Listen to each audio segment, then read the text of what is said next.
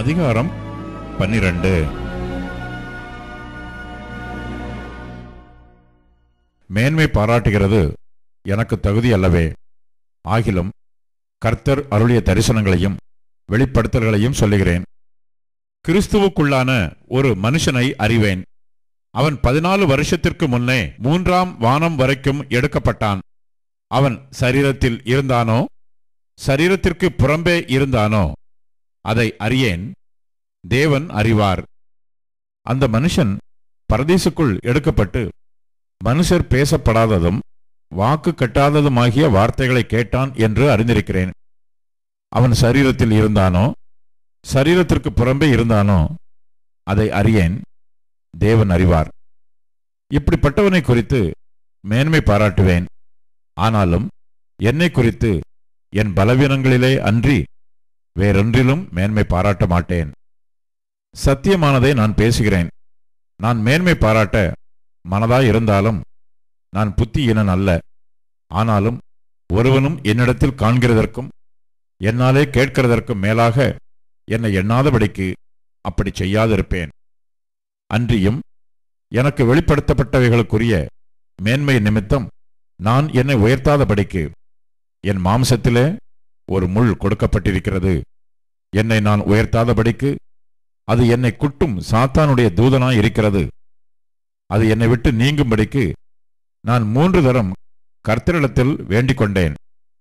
அதற்கு அவர், என் கிருபை உனக்கு போதும், பலவீனத்திலே என் பலம் பூரணமாய் விளங்கும் என்றார்.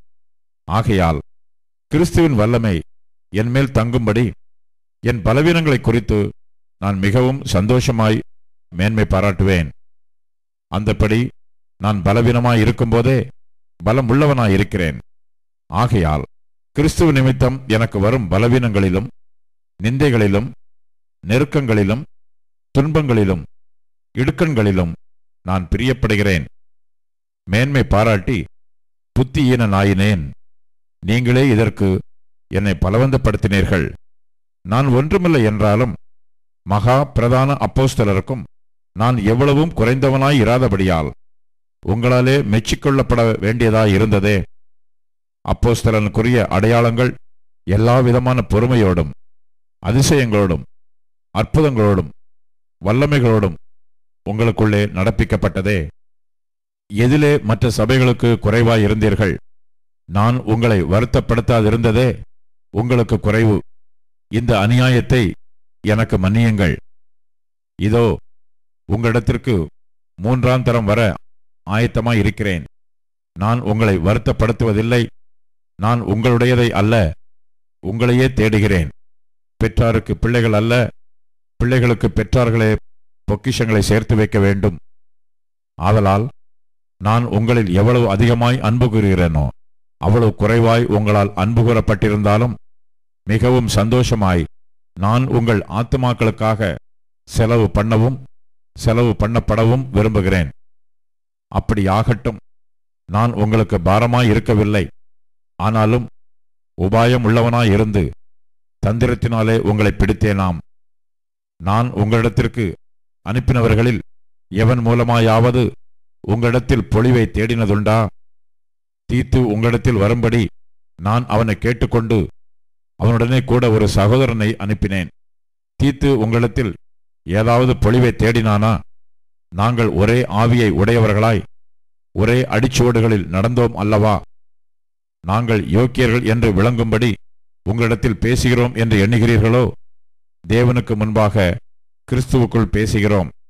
பிரியமானவர்களே, சகலத்தையும் உங்கள் பக்தி விருத்திக்காகச் செய்கிறோம். ஆகிலும் நான் வந்து உங்களை என் மனதின்படி இருக்கிறவர்களாக காணாமலும் நானும் உங்கள் மனதின்படி இருக்கிறவனாக காணப்படாமலும் இருப்பேனோவென்றும் விரோதங்கள், வைராக்கியங்கள், கோபங்கள், வாக்குவாதங்கள், புறங்கூறுதல், கோட்சொல்லுதல், இருமாப்பு, கலகங்கள் ஆகிய இவைகள் உங்களுக்குள்ளே உண்டாயிருக்குமோ என்றும் மறுபடியும் நான் வருகிறபோது என் தேவன் உங்களிடத்தில் என்னை தாழ்த்தும்படிக்கு முன் பாவம் செய்தவர்களாகிய அநேகர் தாங்கள் நடப்பித்த அசுத்தத்தையும் வேசித்தனத்தையும் காம விகாரத்தையும் விட்டு மனம் திரும்பாமல் இருக்கிறதை குறித்து நான் துக்கப்பட வேண்டியதா இருக்குமோ என்றும் பயந்திருக்கிறேன்.